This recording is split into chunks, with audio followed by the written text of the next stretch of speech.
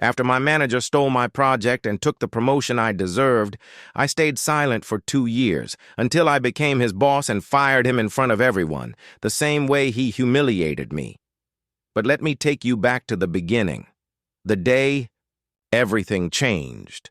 Back then, I was just a regular employee in the systems development department of a huge tech company, eager and believing hard work alone would get me ahead. I was working on an internal project that felt like my big break. An idea I developed myself, from the first line of code to the last line in the report. A system integrating AI to streamline workflows, saving time, money, and reducing employee stress. I worked on it secretly after hours, sometimes from home, sometimes in empty cafes at night. Every detail was tailored to the company's needs. I finished. The first person I thought of sharing it with was my manager. I went to him excitedly, showed him everything, and told him my goal wasn't just a reward. I wanted to make a real impact. He watched the presentation silently, then smiled and said, "Excellent work. Let me review it and present it to management, so your voice is heard properly." I trusted him, but what happened next taught me the meaning of naivety. A week later, management announced a surprise promotion for my manager. They said he had presented a brilliant development project that would be adopted as the company's official system. He received a huge bonus and was promoted to a higher executive role. I stared at the official email, each word like a knife cutting through me. I opened the presentation he'd submitted, and before I even saw it, I knew it was my project. And it was. The same design, the same workflow example, even the same mistake I'd forgotten in the data appendix. He took everything. I confronted him. I walked into his office, struggling to keep my composure, and asked, "How could you do this? This was my project." He replied like it was nothing. "I just gave your idea a real chance. Management wouldn't have listened to you, but my voice matters. That's your problem, not mine." I left feeling like my dignity had been buried. Not only was my project stolen, all my hard work, all my hope for recognition, evaporated. People started seeing him as an inspiring leader, praising his genius project that saved the department. And me? I remained an ordinary employee, working silently under his management, enduring his mocking comments. Once he said, "Some people are smart but lack vision." Another time, "Projects aren't enough. You need charisma to sell your ideas." He meant me. And I stayed silent. For 2 full years, I worked in silence. But silence isn't always weakness. Sometimes it's a plan. I decided I wouldn't retaliate with words. My response would be through work. I improved myself quietly, took courses, joined side projects, learned management from people outside the company. I helped colleagues, solved problems, became the go-to person in crises. And whenever my name appeared in successes, he tried to hide it. But what he didn't realize? Management was watching. Then, at the right moment, doors I never imagined opened. I was nominated to lead a major international project under the parent company, one that could elevate the entire company's reputation, and under my supervision, it succeeded beyond expectations. That's when the tone shifted. My manager stopped making comments. He started avoiding me. He sensed his position weakening, especially when management began asking me for details. They never asked him. Then, suddenly, the moment nobody expected arrived, except me, an urgent meeting with top management, attended by senior directors and the regional manager. A full restructuring was announced, including my appointment as general manager of the department he used to run. It was said in front of him, with me standing right beside him. He couldn't even look me in the eye. Later, I walked into my new office, his old one. I sat in the chair where he once schemed to steal others' hard work. But I wasn't there for revenge. I was there for justice. The next day, I called an emergency meeting with the entire team. I invited everyone, including him. He walked into the room, All eyes on him, nobody knowing what it was about. As he sat down, I began to speak. He walked into the room, confused but trying to keep his composure, or at least pretending to. He sat in the back, like just another employee. And I stood at the front, in the spot he used to occupy. The whole team was there, their expressions, a mix of confusion and anticipation. I'd deliberately kept the meeting's real purpose vague. My message had been short. Emergency meeting to discuss critical organizational matters. I began speaking calmly. Over the past period, our department has gone through many changes. Some were positive, others left their mark. But we've always pushed forward, focusing on the work. Now it's time to clean house, to reassess who's truly contributing and who's been exploiting. I paused, locking eyes with him. He was frozen.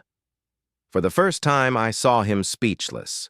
No smug smirk, no sarcastic remark, not even the nerve to look away. I continued, holding a file filled with reports I'd gathered over the last few months. Performance reviews, employee complaints, notes from upper management, comparisons between tasks he'd supposedly completed himself, and those he'd delegated while taking credit. People who actually work, who carry this department on their backs, deserve respect. But when someone abuses their position, steals others' efforts, and hides their incompetence behind leadership, that can't go unanswered. Then I read aloud, clear and deliberate. Report number 12, Project X, attributed to the former manager but executed by Employee A and Employee B. Report number 17, tasks signed off under his name, while the real contributor was someone else. Report number 21, delayed strategic reports despite repeated warnings from management. Every point I listed was an arrow through the facade he'd built. I didn't need to say more. The team already knew. They'd seen it. They'd just been silent, like I once was. When I finished, I looked at everyone and asked, how many times have you worked in silence, knowing your effort would be credited to someone else? How many times have you felt defeated? How many times have you asked yourselves, why bother when someone else takes the glory? No one answered. But the silence in that room was louder than any words. That silence was confirmation. Then, for the first time, I addressed him directly. Once, I walked into your office and told you you'd stolen my project. You said life wasn't fair, that people like us needed to learn to stay in the shadows of the great ones. Today, I'm not here to repeat that injustice. I'm here to tell you we don't have to stay silent anymore. I didn't need to yell, humiliate him, or say, get out, in front of everyone. I'd prepared an ending for him, one that mirrored how he'd begun with me, but without lies, without theft. I held his gaze and said, this file will be formally submitted to HR. They'll contact you regarding next steps. As of now, your duties are suspended, pending a full administrative investigation. I didn't need to say, you're fired. He understood. And despite everything, despite waiting 2 years for this moment, I didn't feel gloating satisfaction. Just one thing. Finally standing where I truly belonged, not in someone's shadow, not by stepping on others' work. I'd gotten here through my own effort, my own pain, my own patience. After the meeting, everyone left in silence. No one spoke, but their glances said enough. We saw, we understand. We're with you. I returned to my office, closed the door, and sat down. A strange feeling settled over me. Relief? Yes. But also emptiness. As if the revenge I'd dreamed of every day, now that it had come, didn't taste the way I'd imagined. What I didn't know then was that what happened in that room was just the beginning of something bigger, something I never saw coming. After what happened in the meeting, after everyone left in silence and I sat alone in my office, I never expected to feel this. I thought a moment like this would be pure victory, that I'd celebrate, laugh, finally breathe. maybe even tear up from relief. But what I felt was something else entirely. The calm after the storm wasn't comforting. It was heavy, like I'd signed a death warrant, not just an administrative decision. Even though everything was official, the file forwarded to HR, the investigation launched. I couldn't even enjoy half an hour of peace. Questions piled up in my head. Was I too harsh? Did I take revenge, or did I just reclaim what was mine? And most of all, what now? In the days that followed, the office atmosphere shifted. There was a tension in the air, like everyone was waiting to see if I'd become another version of him, or if I was truly different. Some hesitated to approach me, others tried cautiously, and some still hadn't spoken a word, but the way they greeted me had changed. As for him, the former manager, he vanished, disappeared overnight as if erased from the company's existence. But his shadow lingered. In every corner, in every employee he'd wronged before me, in every vague decision he'd twisted for his benefit, in every document still, bearing his name, and people started asking themselves, was he acting alone? Or were others helping him? How did he stay in power for years without anyone stopping him? The truth? I started asking the same questions. When I revisited old files, I noticed a disturbing pattern. It wasn't just my project he'd stolen. There were others. Ideas pitched by junior employees, suddenly buried or ignored, only to resurface months later under someone else's name. This wasn't just one act of theft. It was a small network of favors, interests, cover-ups, and he wasn't the only player. I began connecting names, dates, meetings I'd been excluded from, emails that never reached me. With every file I opened, it felt like stepping back in time to years I'd spent blind to all of this. Back then, I was drowning in work, in passion, in the desire to prove myself, never realizing I was trapped in a game much bigger than me. But now, I was at the center. Not just as a manager, as someone responsible. And responsibility here didn't mean a bigger office or a fancier title. It meant a choice. Do I just keep the daily operations running, or do I open the black box and confront the whole truth? Then an internal email arrived from legal compliance, a formal summons. I was to testify in an internal investigation triggered by the file I'd submitted about my former manager. But the strange part? The investigation wasn't just about him anymore. It had expanded. Names from different departments, people I'd thought were ordinary, kind, hard-working, were now part of it. Turns out they'd been players all along. Names I never imagined started surfacing. A former finance manager, an operations assistant, someone from HR. Each had a small role, but together, they'd fostered a rotten system, invisible on the surface, but festering beneath. I remembered every time a colleague complained about unfairness, and I'd say, be patient. We've all been through it. Every time someone said, I pitched an idea, but they ignored me. Every time an employee suddenly left under vague circumstances. I hadn't participated in the injustice, but I hadn't seen it, or maybe I hadn't wanted to see it. Now it was all exposed, and I had no excuses left. This wasn't just about revenge anymore. This was about saving an entire workplace from a machine that had been quietly devouring people's efforts. And in that moment, I understood. My 2 years of silence hadn't just been about waiting for my chance. It was a test. Would I answer injustice with more injustice, or would I become the start of real change? But what I didn't know then was that some people inside the company weren't happy with what was happening. People who saw me as a threat, people who'd benefited for years, and suddenly I'd flipped the table on them. Then, on an entirely ordinary day, as I returned to my desk after a meeting, found a small envelope, no name, no seal. I opened it, and what came next was worse than I'd ever imagined. I opened the envelope. Inside was a single sheet of paper, carefully folded, no signature, no stamp.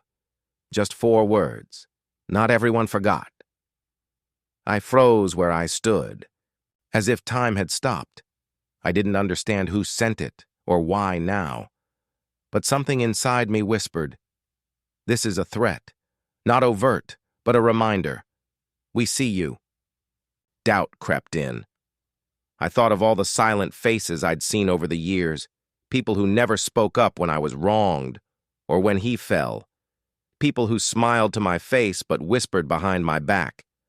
Was someone plotting to take me down, just like I'd done to him? Was there a bigger game? And had I stepped into it without realizing? I wasn't going to back down. Not after everything I'd fought for. Not after the struggle, the years, the heartbreak. That night, I went home with thoughts sharp as knives in my mind. I barely slept. Woke before dawn, sat on the balcony, coffee, untouched and cold in my hand. I retraced everything from the beginning. From the day I joined the company to this moment. There's something strange about reaching the top. The air gets thinner. The crowd gets smaller. The silence grows louder. But the most dangerous thing? You start seeing the real world behind the masks. The next day, I requested a private meeting with the CEO. I walked into his office and told him everything, not just about my former manager, but about the note, the suspicions, the files I'd uncovered. He didn't flinch. Instead, he asked me one question. "Are you ready to pay the price for exposing the whole truth?" I said, "If I don't, I become just like them. Maybe worse." And so, we launched a quiet, thorough internal investigation, documented, methodical, relentless. Every implicated person was questioned. Every old file was reviewed. Every name was uncovered. The results were staggering. Some people, completely above suspicion, were at the heart of the corruption. Others we'd assumed were silent bystanders. They were the real victims. Some were fired. Some resigned before the scandal reached them. And some simply broke. As for me, I emerged from that battle exhausted, but with a clear conscience.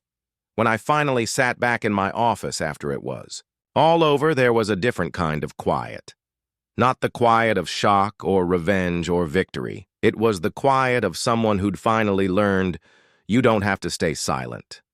Even if everyone around you does. Then one day, an email arrived from a new hire. He wrote, "I'd heard about you, but now I see it for myself. Thank you for opening the door to change, for making us believe that justice doesn't die as long as someone patient stands behind it." I closed the email and smiled, truly, for the first time. Not because I'd won, but because I'd finally become the person I needed back then, when everyone left me alone. This isn't a revenge story. This is the story of someone who chose not to become a copy of the people who hurt him. The story of someone who chose to be the change. In a world full of disappointments and missed chances, there's always that inner voice whispering, "Stay quiet and wait." But the truth? Those who stay silent too long get left behind. Follow Mac's fables because we don't just tell stories, we open eyes that were once closed.